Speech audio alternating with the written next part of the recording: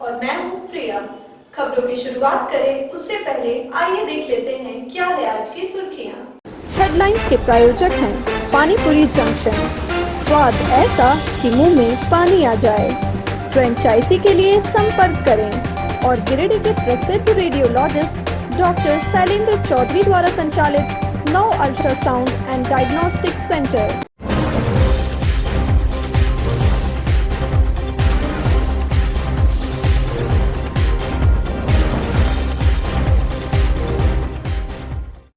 सरकार द्वारा घोषित स्वास्थ्य सुरक्षा सप्ताह का पालन करवाने के लिए पुलिस उतरी सड़कों पर। फ्लैग मार्च कर लोगों को कोरोना वायरस के प्रति किया जागरूक। सरिया में निमिया घाट का युवक संदिग्ध परिस्थितियों में नशे की हालत में पहुंचा अस्पताल। परिजनों ने नशाखुरानी गिरोह पर लूटने का जताया संदेह। बस स्टैंड की गंदगी सुर्खियां बनी तो नगर निगम आया होश में। बस स्टैंड की गंदगी का खबर प्रसारण के बाद बस स्टैंड की सफाई शुरू हुई।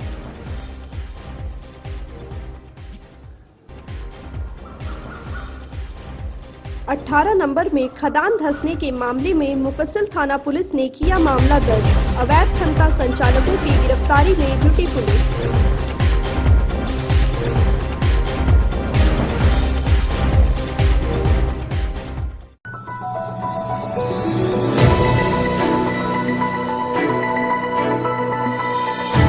कोरोना अब एक बड़ी आपदा में धीरे धीरे तब्दील होती जा रही है। गिरिडीह समेत झारखंड में लगातार कोरोना वायरस से संक्रमित मरीजों की संख्या के साथ साथ मौतों का भी आंकड़ा बढ़ता जा रहा है। ऐसी परिस्थिति में अब जिला प्रशासन सख्ती से लॉकडाउन का पालन करवाने में जुट गई है। गुरुवार को सरकार के द्वारा जारी गाइडलाइन का पालन करवाने के लिए सुबह से ही पुलिस प्रशासन के द्वारा शहरी क्षेत्र में फ्लैग मार्च निकाला गया। डीएसपी अनिल कुमार सिंह के नेतृत्व में शहर भर में फ्लैग मार्च निकालकर आम लोगों से कोरोना वायरस से बचने की अपील की गई। डीएसपी ने इस दौरान भीड़-भाड़ वाले इलाके से लोगों को हटाया भी और इस वायरस से बचाव के लिए लोगों को सोशल डिस्टेंसिंग बनाए रखने की अपील की।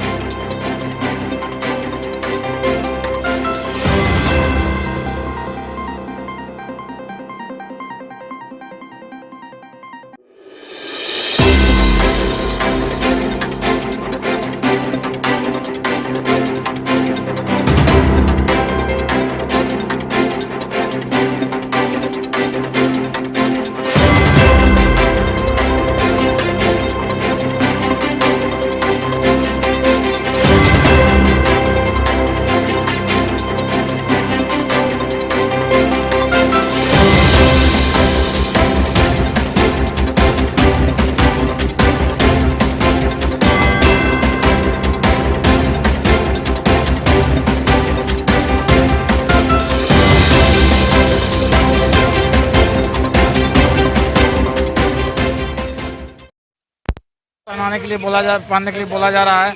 सोशल डिस्टेंसिंग को मेंटेन करने के लिए बोला जा रहा है। और जो गाइडलाइन है जैसे कि 2 बजे तक जो जरूरत जो दुकानें को बंद रखना है उसके बंद रखी जाएगी। जो इमरजेंसी सेवा से संबंधित दुकान है जैसे मेडिकल दुकान है और सारे दुकान जो हैं वो खुला रहेगी और इसका सख्ती से अनुपालन हमारा काम है। क्योंकि हाँ बिल्कुल कार्रवाई की जाएगी। अगर लोग नहीं माने, लोग नहीं सुधरे तो उन पर बिल्कुल कार्रवाई की जाएगी। कपड़े का दुकान हो या जूते का दुकान हो या ऑर्नामेंट्स का दुकान हो, या इस तरह के और जो दुकान है जो बंद रखने का आदेश सरकार द्वारा गाइडलाइन में दिया गया है वो बंद रखा जाएगा। अगर आदेश का उल्लंघन करेंगे तो उनके विरुद्ध सख्त कार्रवाई की जाएगी। आज सेकेंड जो है कोविड-19 का जो है गाइडलाइन सरकार का जो निर्देश आया है उस निर्देश का अनुपालन करने के लिए हम लोगों ने फ्लैग मार्च निकाला है। और गिरिडीह जिला के प्रबुद्ध नागरिकों से मैं अनुरोध कर रहा हूँ कि गाइडलाइन के अनुसार मेडिकल दुकानों को छोड़कर बाकी सारी दुकानें बंद रहेगी। आवश्यक सेवाओं की जो भी चीज़ है वो आपको चालू रहेगी। जितने भी सब्जी वाले या फिर ग्रोसरी की दुकानें जो अभी खुली हुई है 2 बजे तक ही खुली रहेगी, इसके बाद बंद रहेगी। इसके अलावा हम लोगों ने जनता से अनुरोध किया है कि वो लोग घरों में ही रहें। सिर्फ जिनको इमरजेंसी है, दवा की आवश्यकता है, मेडिकल की आवश्यकता है, वही व्यक्ति घर से बाहर निकले। चूँकि कोविड-19 का चेन को तोड़ना है, हम लोग जनता से ये गुजारिश कर रहे हैं कि वो हमें सहयोग करें और अपना कीमती जीवन को बचाएं और दूसरे के जीवन को भी बचाने में प्रशासन को सहयोग करें। वहीं दोपहर 2 बजे के बाद पुलिस प्रशासन के द्वारा राज्य सरकार के द्वारा जारी गाइडलाइन के तहत खुले दुकानों को भी बंद करवाया गया।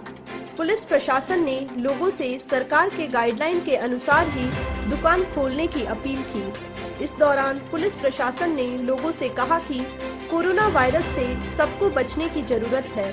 उन्होंने सख्ती से सरकार के द्वारा गाइडलाइन का पालन करने की चेतावनी दुकानदारों को दी।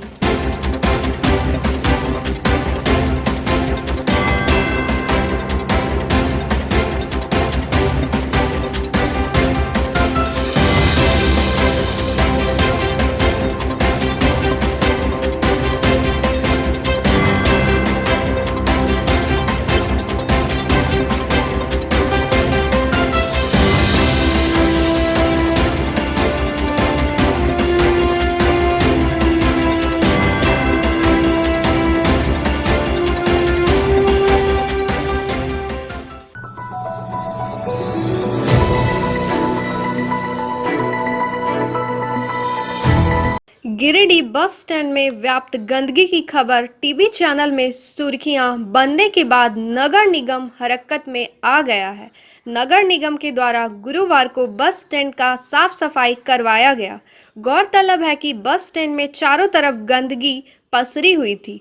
बस स्टैंड की नालियां दुर्गंध दे रहा था, जिससे यात्रियों को काफी परेशानी हो रही थी। साथ ही इस महामारी के दौरान बीमारी होने का भी खतरा यात्रियों में बना हुआ था, जिसका खबर समृद्ध समाचार में प्रमुखता से चलाया गया। खबर प्रसारण के बाद नगर निगम के द्वारा बस स्टैंड में साफ सफाई की गई, जिससे अब यात्रियों को काफी सहूलियत होगा।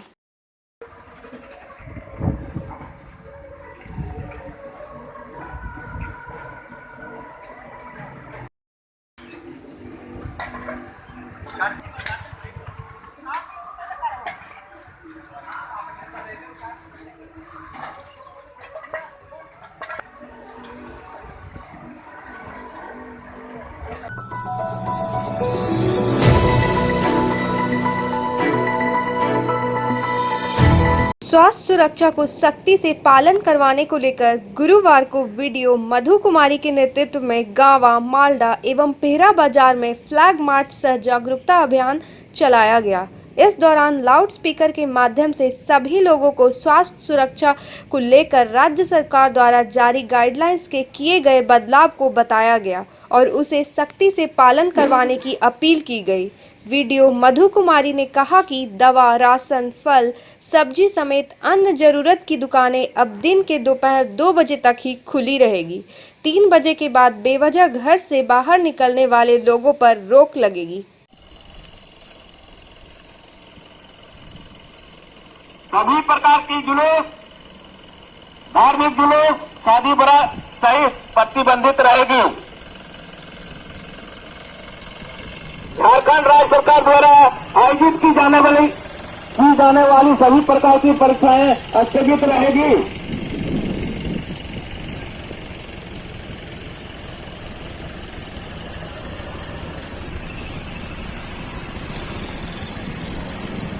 सभा, समारोह, कार्यक्रम में 5 व्यक्ति से अधिक का एकत्रित होना प्रतिबंधित रहेगा। होम डिलीवरी का कार्य किया जाएगा। थोक विक्रेता की दुकान, खुदरा विक्रेता की दुकानें, सड़क, गली आदि में फल, सब्जी, अनाज, दूध। उत्तराखंड सरकार द्वारा जो सेकेंड कोविड को लेकर के सेकेंड बार जो मिनी लॉकडाउन किया गया है, कल आदेश निकला हुआ है। उसी के संबंध में हम लोग आज जनता को ये बताना चाह रहे हैं कि बहुत सारी दुकानें जो 2 बजे तक दवा दुकान को छोड़ करके, अगर संक्षेप में कहा जाए तो कि दवा दुकान को छोड़ करके सारी जो दुकानें लोकल स्तर पर खुलती हैं उनको 2 बजे तक उनका संचालन किया जाना है, या लोग बेवजह 3 बजे के बाद घर से बाहर नहीं निकलेंगे। आज हम लोग पूरे गामा प्रखंड में जो मुख्य मार्केट है, मालदा, गाँव, बिल्ला, सभी जगह फ्लैग मार्च करेंगे और सभी जगह सभी पंचायतों में हम लोग पूरा अनाउंसमेंट कर जाए इस चीज़ को लेकर, ताकि इस महामारी से हम लोग अधिक से अधिक लोगों को बचा सकें।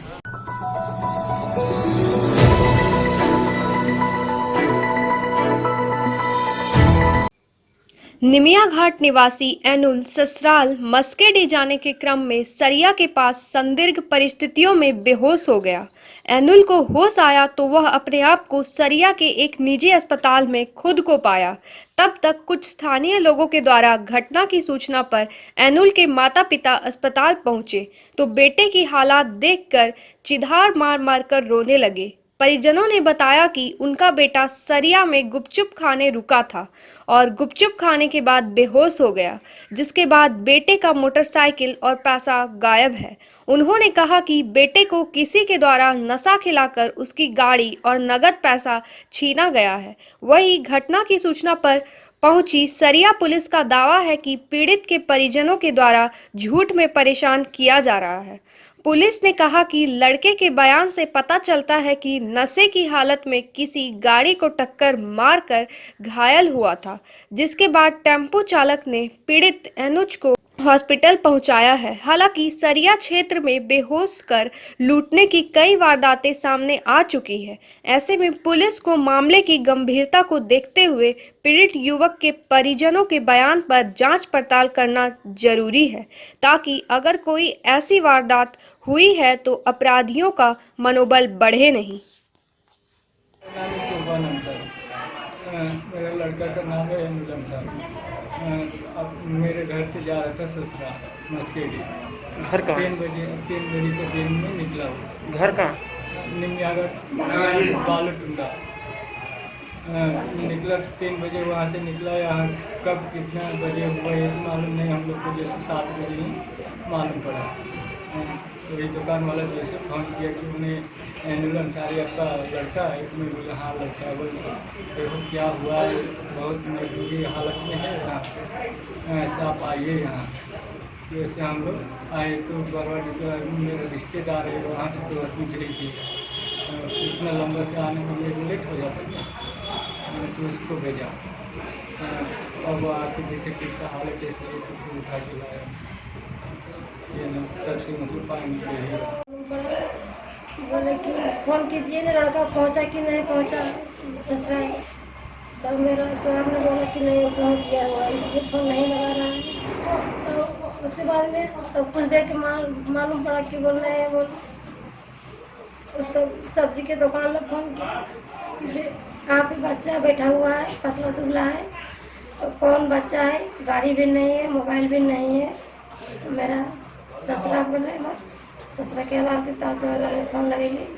हम लड़का के कह रहे कि कह रहे बात करके लड़का बोल नहीं पाता वो समय पर में है को जरा नहीं उस तो कौन तो हम लोग यहाँ पे पहुँचे, हमको भी मालूम नहीं है। वो दारबड़ी में गाड़ी लेके हम लोग पहुँचे यहाँ आकर।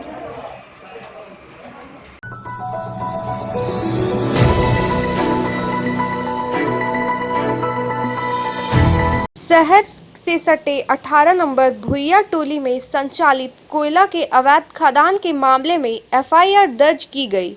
बीते दिनों 25 अप्रैल को अवैध खनता का चाल से धंसने के कारण एक व्यक्ति चाल में फंस गया था, जिसे बड़ी मुशक्कत के बाद चाल से निकाला गया था। इसी मामले में पुलिस ने एफआईआर दर्ज की है। एफआईआर में 2 लोगों को नामजद किया गया है।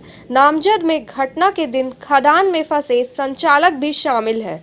यहां अवैध चाल के संचालक योगी ताड़ निवासी नारायण पासवान उर्फ कोका पासवान और गणेश कुमार ताती को नामजद किया गया है। इन दोनों के अलावा अज्ञात पर भी एफआईआर दर्ज की गई है। इस प्राथमिकी सीसीएल सुरक्षा विभाग के एएसआई जटलू महतो के आवेदन पर मुफस्सिल थाना में दर्ज की गई है। मुफस्सिल थाना पुलिस एफआईआर दर्ज कर नामजद आरोपी की गिरफ्तारी में जुट गया है।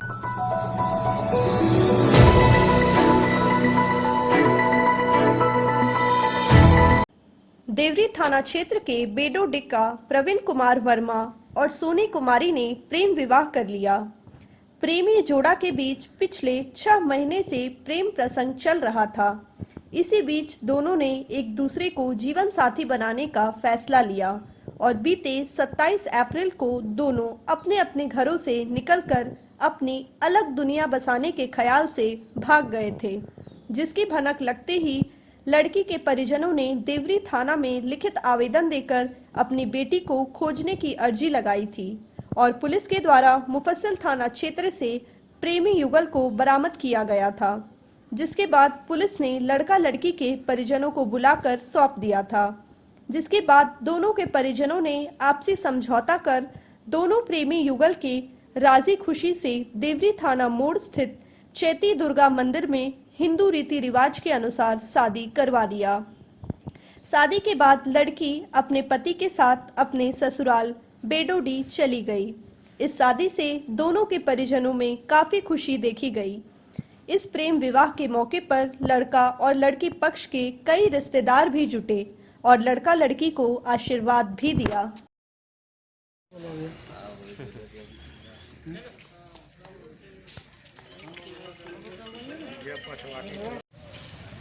टोपिया खोलिए कम से कम। टोपिया खोले रे, टोपिया खोले।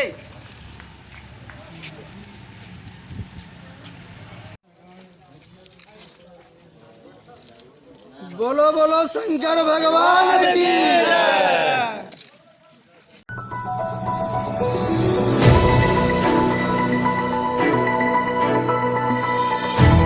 तिसरी प्रखंड के केवाटाड़ में बीते 4 वर्षों से एक वृद्ध आदिवासी महिला बिना छत व राशन के रहने को विवश है। महिला का नाम मंजली मुर्मू है और तिसरी प्रखंड के कन्हैये गांव की स्थानीय निवासी है। महिला पारिवारिक विवाद या मानसिक स्थिति के कारण इस प्रकार अपना जीवन यापन करने को विवश है। महिला 5 वर्ष पूर्व अपने घर से केवाटाड़ अपने भतीजे के घर रहने आई थी, जिसके बाद कुछ कारणों से वह अपने भतीजे से अलग होकर दातून बेचकर और भीख में मिली अनाज से गुजर बसर कर रही है। महिला का कहना है कि उनके बहू द्वारा उनके साथ मारपीट किया जाता था, जिससे वे घर छोड़कर बीहड़ में रहने को विवश है। वही उनके भतीजे व आसपास के ग्रामीणों ने बताया वृद्ध महिला मानसिक रूप से त्रस्त है और सबसे अलग रहकर खुद ही गुजर बसर करना चाहती है। वही कैलाश सत्यार्थी चिल्ड्रंस फाउंडेशन के सहायक परियोजना पदाधिकारी सुरेंद्र पंडित ने जिले प्रशासन से महिला की मदद करने की गुहार लगाई है। क्या परेशानी है इनके साथ?